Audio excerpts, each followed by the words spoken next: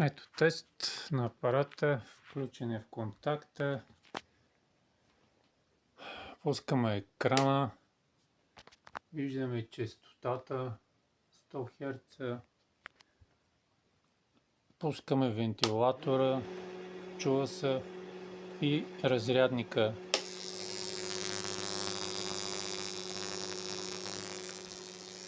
Изтегляме назад и проверяваме от антената с луминесцентна лампа.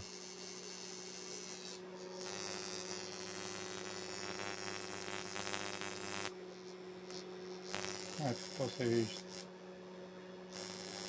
Тоест антените си работят.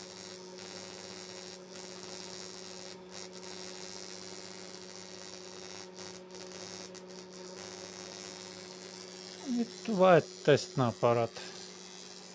С двете антени.